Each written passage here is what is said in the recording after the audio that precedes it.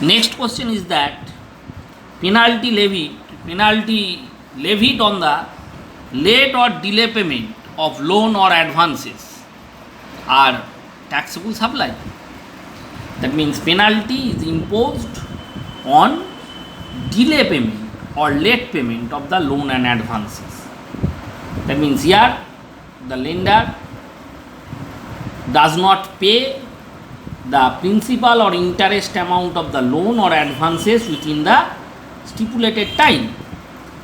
They are making delay in respect of the payment, and for their delay penalty is being imposed on them. Now the question is whether that penalty are leviable for GST or not. Here the penalty that is being collected on account of the delay payment of the loan or advances are formed part of the consideration as per CGST Act 2017. And here, since it is to be taken as consideration, here on such amount of the penalty, GST is to be paid. So here the provider of the loan are responsible to pay GST on the amount of the penalty that is being collected by them from the borrower on account of the delay payment of the loan. Next, amount received in settlement of the dispute. There is a dispute, and for settlement of that dispute, it take some sort of time. Now here that dispute is now resolved either by court verdict or by the tribunal decision or by any other mode. Now the amount that is being received on account of the settlement of the dispute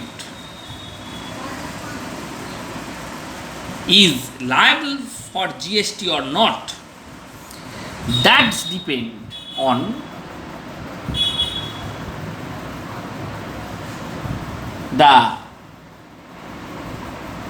depends on the ground on which that dispute was generated. That means, is it for a supply that has been carried out? That means the amount that is received on settlement of the dispute, whether it is generated for a supply that has been carried out. That means now the amount that is received against settlement of the dispute was generated for a taxable event, that means for a supply. If the answer is yes, since it is relating to the supply of services, since it is relating to a taxable event, so the amount that is received now on account of the settlement of the dispute are attract GST. It is to be taken as consideration against supply of services or goods. Now, if that amount received on account of the settlement of the dispute is not generated from a taxable event, that means for a supply that was carried out earlier, then it is not to be considered as consideration. And since it is not to be considered as consideration that is generated from a supply of taxable event, it is not liable for GST. Now services provided by the member of the joint venture to the joint venture or vice versa, or between the member of the joint venture. If these situations are taken place, that means if the service is provided by the member of the joint venture to the joint venture, or the service is provided by the joint venture to the member of the joint venture, or the service is provided between the or among the members of the joint venture, is it to be considered as taxable event or not? Now, joint venture, that means an unincorporated temporary association constitute for the limited purpose of carrying out a specific project. We know when an unincorporated temporary association generally constitute for limited purpose for carrying out a specific project, it called joint venture. Now, a joint venture and the member of the joint venture are treated as distinct persons,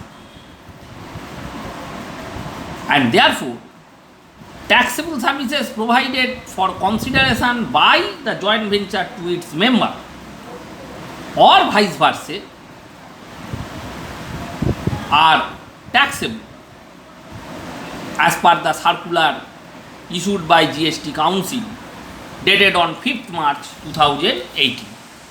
So, as per the GST Act 2017,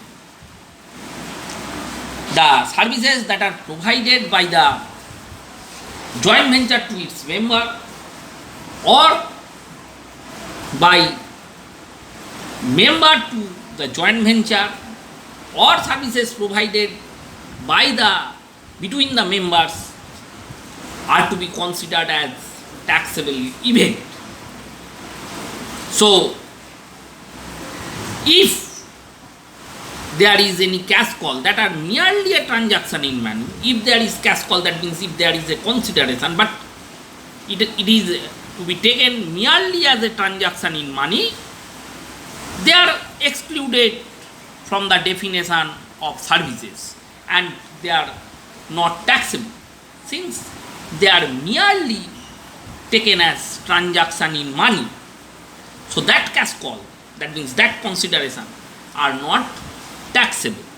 But if cash call, that means if considerations are not merely a transaction of money, then they are included in the definition of service and they are taxable whenever it is generated between